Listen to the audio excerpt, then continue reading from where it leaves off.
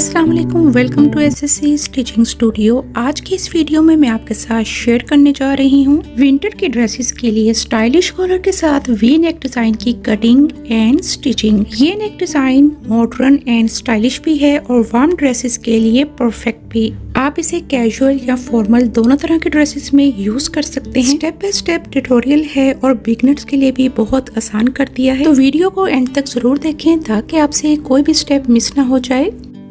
तो चले आए अपनी वीडियो का आगाज करते हैं। जैसा कि आप देख सकते हैं ऑलरेडी मैंने कमीज की कटिंग करके रखी हुई है ताकि टाइम वेस्ट ना हो। बैक में हमेशा आधे से पौना इंच फ्रंट पार्ट से बढ़ाते हुए कट करती हूँ।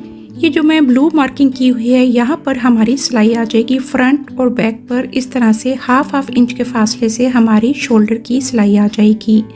जब सिलाई आएगी तो ये देखें उसके बाद ये आपस में कुछ इस तरह से ज्वाइन हो जाएगा। ज्वाइन होने के बाद अब आप जैसे देख सकते हैं सेंटर ये जो बन रहा है ये हमारी शर्ट का सेंटर होगा जहां से हमारे स्लीव्स अटैच होंगे। ये मैंने रेड मार्किंग की है ताकि आपको आसानी से समझ आ जाए कि ये जो रेड पार्ट है ये हमारी शर्ट का सेंटर है। अब हमने इसका नेक कट करना है, तो नेक कट करने के लिए मैंने यहाँ पर 3.25 से 2 इंच बढ़ाते हुए ऊपर की तरफ चौड़ाई का निशान लगाया है। यही निशान हम थोड़े से फासले पर नीचे की तरफ भी लगा लेंगे, यानी 3.25 से 2 पॉइंट बढ़ाते हुए हमने चौड़ाई का निशान लगा लिया।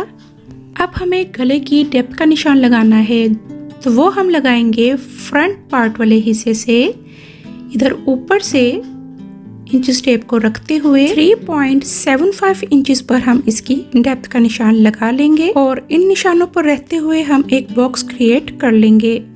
ये बॉक्स बनाने के बाद अब हमें इस पे गले की शेप देनी है, तो यहाँ पर आपने बिल्कुल राउंड में इसको शेप नहीं देनी, हल्का सा वी इसमें रखना है। ऊपर से हाफ इंच जो हमारा सिलाई में जाएगा यहाँ से हाफ इंच तक स्ट्रेट रखना है। उसके बाद आपने इसको इस तरह से गुलाई देनी है। बैक पर हमने जो ये सेंटर का निशान लगाया है यहाँ से आपने इस पे शेप देनी है, यानी जो कटिंग होगी वो हमारी इस निशान के साथ होगी।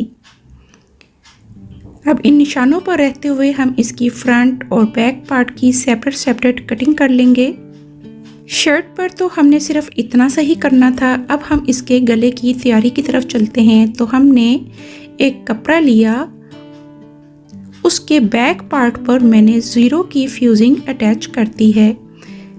ये आपको बहुत आसानी से मार्केट से मिल जाएगी। ये बहुत ही लाइट सी फ्यूजिंग होती है, यानी बुकरम होता है। इसको हमने इसके ऊपर पेस्ट कर देना है और ऊपर से हमने हाफ इंच पे सीध का निशान लगाते हुए इस तरह नेक को इस कपड़े के ऊपर रखना है और इसके बिल्कुल साथ साथ इसको ड्रॉ कर लेना है।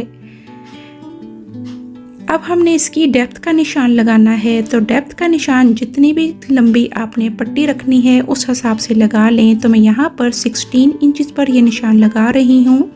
और अब हमें गले की डेप्थ का निशान लगाना है, तो आप अपने साइज के हिसाब से ये निशान लगा सकते हैं। यहाँ पर 7.5 इंच हमको रेडी रखना है, तो 8 इंचेस पर मैं ये निशान लगा लूँगी। इन निशानों पर रहते हुए हम इस तरह सीधी लाइंस ड्रॉ कर लेंगे और ये जो हमने पट्टी की डेप्थ का निशान लगाया है उससे 1 इंच नीचे एक और निशान लगाएंगे और 1.5 से 2 इंच का मार्जिन छोड़ते हुए हम इस तरह से ऊपर की तरफ एक आरी लाइन लगा लेंगे। अब ये जो हमने गले की डेप्थ का निशान लगाया है ये भी आपने यहाँ पर एक सीधी लाइन ड्रॉ कर लेनी है और इस मार्किंग से नीचे की तरफ पौने से 1 इंच के फासले पर एक और लाइन ड्रॉ कर लेनी है। ये मैं आपको आगे चल के बताती हूँ कि ये हमने क्यों ड्रॉ की है। गले का निशान हम ऑलरेडी लगा चुके हैं। अब इसको कटिंग से पहले यहाँ पर 2 पॉइंट के फासले पर एक सीधी लाइन नीचे तक ड्रॉ कर लेनी है।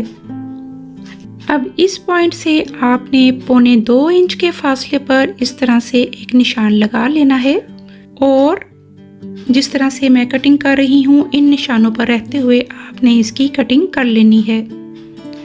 अब इस जगह जो हमने पौने 2 इंच के फासले पर निशान लगाया था यहाँ से हाफ इंच पर हमने ये कट इस तरह से खोल लेना है। अब शर्ट के फ्रंट पार्ट को आपने इस तरह से बिछा लेना है और ये जो हमने कटिंग की है नेक की इसको आपने इस तरह से इसके ऊपर रख लेना है।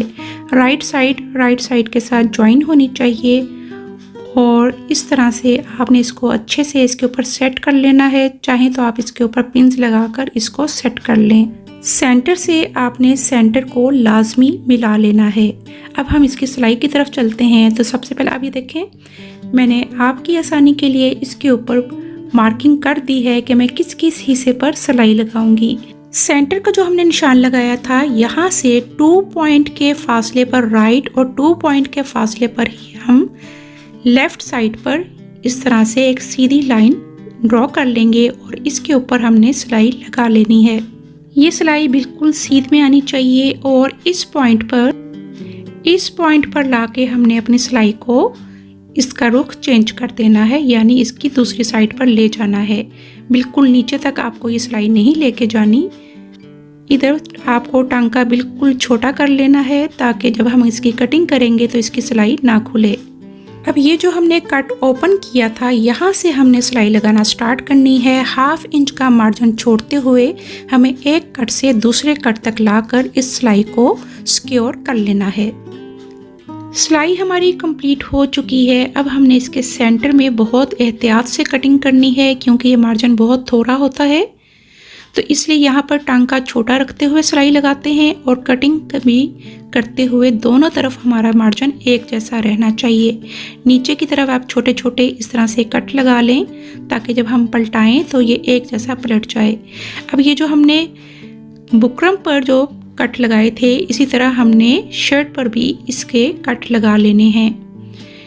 ये कट्स लगाने के बाद आपको इसको पलटा लेना है और उससे पहले हम यहाँ से इसका मार्जिन थोड़ा कम कर लेंगे ताकि जब ये पलटे तो अंदर की तरफ ये मोटा मोटा उभरता हुआ ना रहे।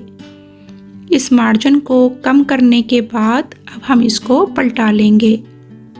ये जो हमारे कॉर्नर्स बन रहे हैं, इनको अच्छे से आपने किसी पिन की मदद से बाहर की तरफ निकाल लेना है। ये निकालने के बाद मैं इसको अच्छे से आयरन कर लेती हूँ और ये आप देखें किस तरह नीटनेस से ये हमारा पलट चुका है। जो हमने कट खोला था, ये देखें ये सिलाई अंदर की तरफ जा चुकी है और बाकी जो है वो हमारा बाहर की तरफ निकल आया है। यहाँ पर आप चाहें तो इसको इस तरह से सिलाई लगा लें, अदरवाइज मैं इसको ओवरलॉक करवा कर इसके बाद इसकी तरपाई कर लूँगी। अब यहाँ पर टांका बड़ा रखते हुए इसके ऊपर सिलाई लगा लेंगे ताकि जब हम इसके साथ कॉलर अटैच करें तो ये इधर उधर मत हिले। फ्रंट पार्ट पर बैक पार्ट को एडजस्ट करते हुए हम यहाँ पर शोल्डर की सिलाई भी लगा लेंगे। ये सिलाई लगाने के बाद अब हम इसके कॉलर कटिंग की तरफ चलते हैं। कॉलर हमें किस तरह से कट करना है, ये देखिए मेरे पास बुकरम है और इसको मैंने डबल फोल्ड कर लिया है। डबल फोल्ड करने के बाद ऊपर की साइड पर हम सीध का निशान लगा लेंगे। इस सीध का निशान लगाने के बाद सबसे पहले हमें कॉलर का साइज चाहिए, तो हम किस तरह से निकालेंगे। शर्ट के फ्रंट और बैक पार्ट को आपस में ज्वाइन कर चुकी हूँ। इसके बाद हमने इसको इस तरह से डबल फोल्ड करना है और ये फोल्ड करने के बाद अब हमने इसके साइज लेना है। साइज किस तरह से लेंगे, ये जो हमारा बढ़ता हुआ हिस्सा है यहाँ पर हमारी इस तरह से 1/2 इंच के फासले पर सिलाई आ जाएगी। यहाँ से हमने इंच टेप को खड़ा करके रखना है और इसके बिल्कुल साथ साथ एक जैसा मार्जिन छोड़ते हुए जितना हमने सिलाई में दबाव लेना है उतना दबाव का मार्जिन छोड़ते हुए हमने इसका साइज देख लेना है। तो ये मेरे पास बन रहा है 19.5 सेंटीमीटर और अगर इंचेस में देखा जाए तो ये बन रहा है 7.25 इंच। तो कॉलर का साइज तो हमारे पास निकल आया। अब हमने इसको बुकरम पर किस तरह से कट करना है, नीचे जो हमने सीध का निशान लगाया है इस निशान के ऊपर 7.25 इंच के फासले से ये निशान लगाना है। अब इंच टेप को इस तरह से रखते हुए 3.25 से 2 पॉइंट बढ़ाते हुए ये निशान लगाना है। बंद साइड पर भी सेम इसी तरह से 3.25 से 2 पॉइंट बढ़ाते हुए ये निशान लगाना है। इन निशानों पर रहते हुए हमें बॉक्स क्रिएट कर लेना है। अब यहाँ पर ऊपर की साइड से इस तरह से 0.25 इंचेस आगे की तरफ बढ़ाते हुए ये निशान लगाना है और इधर एक सीधी लाइन ड्रॉ कर लेनी है। अब ये जो हमारा बॉक्स का सेंटर हमने कर लेना है, इस बॉक्स का सेंटर करते हुए हमने मिडल में ये निशान लगाया। अब ये जो बंद साइड है यहाँ से हमने 3.25 से 2 पॉइंट बढ़ाते हुए ये निशान इसकी गले की चौड़ाई का लगा लेना है। जो हमने बैक गले की कटिंग की थी उसका ये निशान हमने यहाँ पर लगा लिया। अब ये जो सेंटर वाला निशान हमने लगाया था इसको 0.25 इंच वाले निशान से जो हमने बढ़ता हुआ लगाया था उससे इस तरह से आरा करके मिला लिया। ये मिलाने के बाद अब ये बैक गले वाले निशान को इस तरह से राउंड में इस निशान के साथ सेंटर वाले निशान के साथ मिला लेना है। अगर आपको इस तरह मुश्किल हो रही हो तो आप स्केल का भी इस्तेमाल कर सकते हैं। इस स्केल को आपने इस तरह से रखना है और इस तरह से गुलाई की शेप दे देनी है। कॉलर हमारा परफेक्टली कैसे बैठे बैक से, तो उसके लिए मैं यहाँ पर हल्की सी गुलाई देती हूँ। वो किस तरह से देनी है, 0.25 इंचेस इस तरह ऊपर की तरफ रखते हुए इसको हमने यहाँ पर नीचे इस तरह से मिला लेना है। हल्की सी यहाँ पर गुलाई में शेप आएगी। अब इन निशानों पर रहते हुए मैं इसकी कटिंग कर लूँगी, लेकिन कटिंग करने से पहले मैं इसका साइज़ ले लूँगी। जो हमने कॉलर का साइज़ लिया था 0.8 इंच, वो हम देखेंगे कि वो ठीक से आया है या नहीं। अगर छोटा बड़ा करना है तो वो हम अभी से कर लेंगे। तो यहाँ पर एक बार फिर से मैं इसको मेजर कर लूँगी। मामूली सा फ़र्क आ रहा है, 0.25 इंचज़ का फ़र्क आ रहा है। तो यहाँ पर हमने इसको इस तरह से 0.25 इंचज़ पीछे की तरफ, जहाँ पर हमारे कॉलर का साइज़ ठीक से बैठ रहा है उस तरह से रखा और अगेन हमने इसको इसके साथ इस तरह से मिला लिया। अब इसके ऊपर हमने इसकी कटिंग कर लेनी है और कटिंग करने के बाद आप देख सकते हैं ये किस तरह से हमारे पास रेडी हुआ है। अब मैं इसको एक कपड़े के ऊपर पेस्ट कर लेती हूँ। तो जैसा कि आप देख सकते हैं यहाँ पर मैंने इसको कपड़े के ऊपर पेस्ट कर लिया है। यहाँ पर मैंने 2 कपड़े के पीस लिए थे, दोनों पर ज़ीरो की फ्यूजिंग लगी हुई थी। एक कपड़े के ऊपर मैंने इसको पेस्ट कर लिया और दूसरी साइड पर भी आप देख सकते हैं ये ज़ीरो की फ्यूजिंग लगी हुई है। अब हमने इसके बिल्कुल साथ साथ रहते हुए ये निशान लगाना है और ये जो मैं निशान लगा रही हूँ हमारी सिलाई भी इसी के ऊपर ही आने वाली है। यानी जो मैंने वाइट फ्यूजिंग पर कॉलर कट किया था उसके बिल्कुल कॉर्नर पर रहते हुए हमें ये सिलाई लगानी है। पहले हमने ऊपर इस तरह से सीध की सिलाई लगा लेनी है, उसके बाद यहाँ से इस पॉइंट से हमने सिलाई लाकर ऊपर की तरफ निकाल लेनी है। दूसरी साइड से भी इस पॉइंट से हमने सिलाई लेके जानी है और ऊपर की तरफ निकाल लेनी है। यहाँ पर मैं सिलाई लगा चुकी हूँ। अब मैं एक्स्ट्रा कपड़ा साइड से कट कर लूँगी।